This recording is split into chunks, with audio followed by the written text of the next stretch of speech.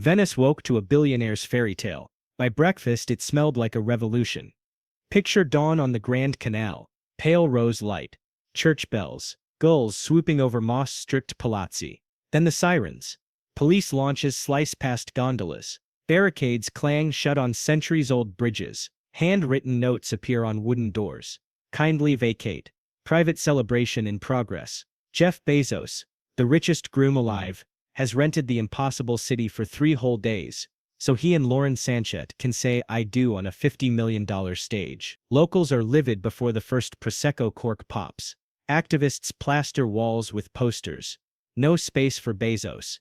One group strings a 20-meter banner from the Rialto Bridge. Another inflates a papier-mâché. Jeff clutching an Amazon box stuffed with fake euros and lets him drift down the canal.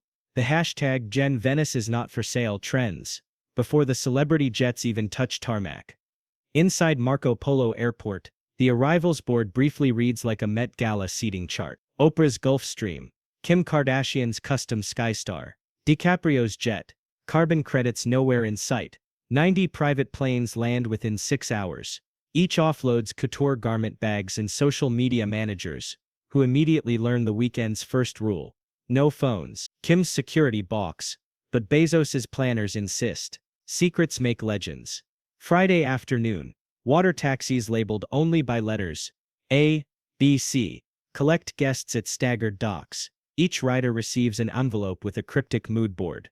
Tonight's theme: mask and foam. Destination unpublished. They glide past windows where Venetians bang pans and chant "Pay your taxes." Oprah flashes a queasy smile. Gayle King stares into middle distance, the same look she wore on Bezos's zero-gravity joyride. The taxis moor at the base of the $500 million superyacht Kourou. Deckhands align silver buckets the size of jacuzzis.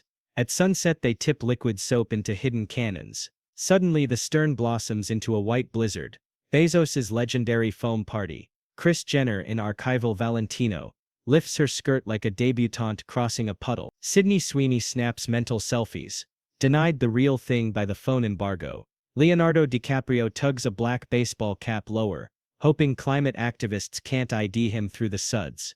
Foam drifts across the lagoon. It clings to gondola oarlocks like sea-spun cotton candy. Onshore, Extinction Rebellion responds in kind. They announce Plan B. Tomorrow they'll flood the canals with inflatable crocodiles to block celebrity traffic. City officials scramble, rerouting Saturday's ceremony from a lagoon palazzo to San Clemente Island, then to Teatro La Fenice, after a security briefing mentions Ivanka Trump's Secret Service detachment. Bezos calls it dynamic luxury. Venetians call it hide and seek with tax avoiders. Midnight strikes. Drones rise from the yacht, spelling love is prime in green lights above a chorus of bells. Below, protesters paddle rental kayaks and hoist cardboard signs lit by headlamps. If you can rent Venice, you can pay Venice. Bezos barely noticed. He and Lauren twirl beneath bio-glitter confetti shaped like Amazon smile arrows. Her first wedding ring, small by billionaire standards, sparkles. Rumor says an upgrade is already en route. Saturday dawn returns. Fog but no silence. Activists chant through megaphones, while police redirect Vaporetto routes. By 9 a.m. guests still don't know where the legal yet symbolic vows will occur. Encrypted texts ping only after they've boarded new taxis. Oprah reads hers. San Clemente again. Apparently the venue has changed back. Dynamic luxury, murmurs Tom Brady, adjusting a tux cut so slim it looks painted on. The island abbey is draped in blue-gray carpet identical to Amazon's Seattle lobby. Reddit will meme it by lunchtime. Lauren appears in corseted Dolce & Gabbana winter sleeves balloon like Baroque parachutes. The officiant calls it a ceremony of hearts. Legalities already fulfilled elsewhere, protecting Jeff's net worth from Italian law. Right on cue, a courier arrives with the rumored upgrade. A knuckle-to-knuckle diamond Vogue dubs the lighthouse. Cameras flash. Outside the gates, protesters pound drums. Their chants merge with Vivaldi echoes from a hired quartet. Festivities pause for a masked mascherata along the Grand Canal. Dress code: gold masks for billionaires, silver for mere millionaires, black for creative class. DiCaprio swaps his cap for a half mask yet keeps the cap on top. Twitter will knight him Lord Hypocrisy of Climate. Lady Gaga emerges in midnight plumage to belt Million Reasons. dedicating it to dreamers who dare to reinvent impossible cities. Across the canal, an elderly Venetian hurls bread at pigeons and mutters, "Dreamers don't charge us rent." By midnight, guests are drenched again, this time in confetti foam fired inside Palazzo Pisani. Oprah retreats to a balcony, composing an imaginary Super Soul episode titled Wealth, Foam and the Void. Kim finally bolts for her jet, posting a black square story captioned "Silenced Weekend." Her tracker shows the 11-hour flight will burn $33,000 in fuel. Reddit calculates how many free school lunches that equals. Sunday dawns. Protesters deflate crocodiles. The police overtime tally hits €1 million. Bezos's PR team issues a statement promising donations to Venetian art fund. Extinction Rebellion replies with a final banner, "Venice is not a playground."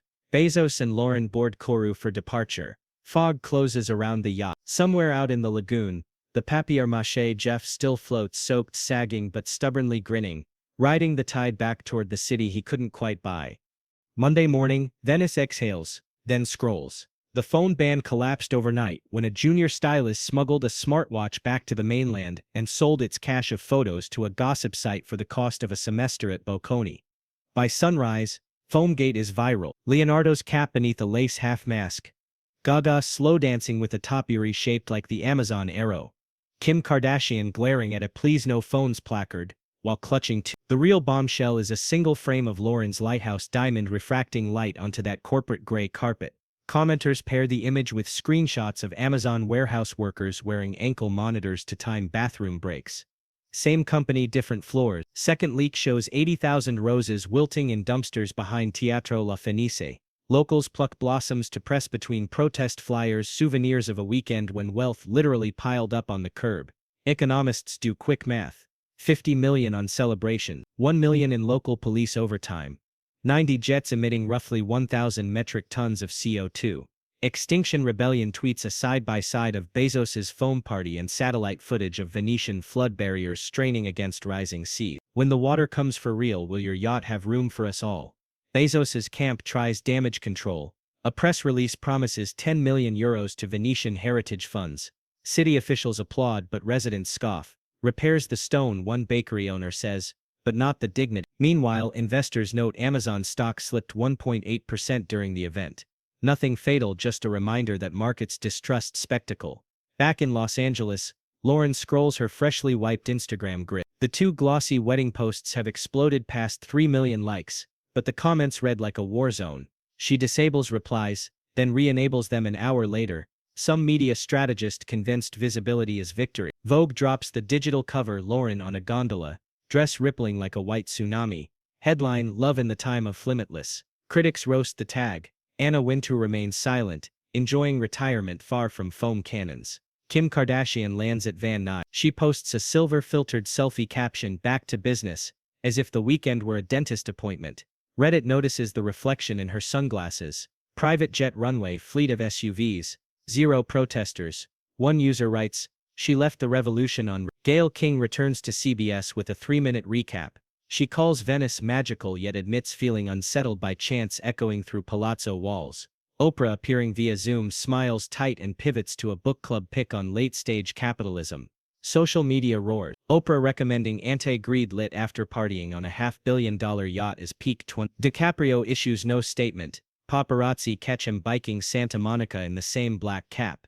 Memes overlay the image with Amazon smile arrows morphing into climate change graph. His reps circulate a line, "Leo attended as a private friend." Twitter counters, "Private jets, public hypocrisy."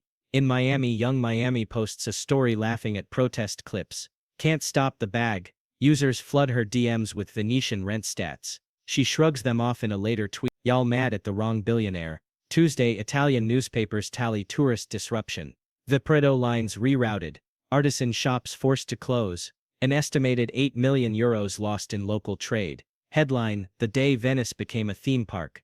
The mayor doubles down. Events of this caliber prove Venice's global relevance. An editorial fires back. "If relevance means eviction, we prefer obscurity." Jeff and Lauren dock Kourou in Monaco for a short refuel. Paparazzi catch them on the sundeck sipping green juice. A reporter shouts, "Will you reimburse Venetian taxpayers?" Jeff laughs, pulls Lauren closer and walks below deck. The image hits the wires, billionaire in linen ignoring accountability. Public patience thins. Back stateside, Bezos convenes a Blue Origin brief. Engineers present capsule updates. Jeff interrupts to suggest streaming the next launch with no phone exclusivity. Make spaceflight feel like the wedding. A junior analyst smirks. Rumor says he's fired by day's end. Amazon's PR division compiles a sentiment report. Wedding coverage generated 4.2 billion impressions. 68% negative. Board members urge a philanthropy pivot. Jeff announces a $150 million donation to climate tech startups. Critics note it equals the yacht's annual maintenance. Lauren launches a podcast trailer. Limitless W. Lauren teasing conversations about purpose, love, and planetary stewardship. First guest Kris Jenner. The teaser gets ratioed on YouTube before comments are disabled. Dislikes morph into private brand offers. Money knows controversy is traffic. 2 weeks later, Venice hosts its usual regatta. Protest banners reappear, but smaller daily life demands attention. Still, an undercurrent remains. Locals tell tourists that Palazzo, the billionaire's barricade, memory becomes architecture. Late summer, a startup sells limited edition t-shirts. Bezos in gondolier stripes. Caption: pay your Rialto rent. They ship via Prime. The irony sells out in a day. In the end, Bezos bought 3 days of stagecraft and left behind a scrapbook of contradictions. Climate jets, no phone influencers, heritage donations atop corporate carpet. Venice proved rentable but not tame. Somewhere in Seattle, an intern files the event under brand legacy. Unsure whether the legacy is triumph or cautionary tale. One truth survives the phone. You can lease history for a weekend, but you'll pay interest in headlines forever.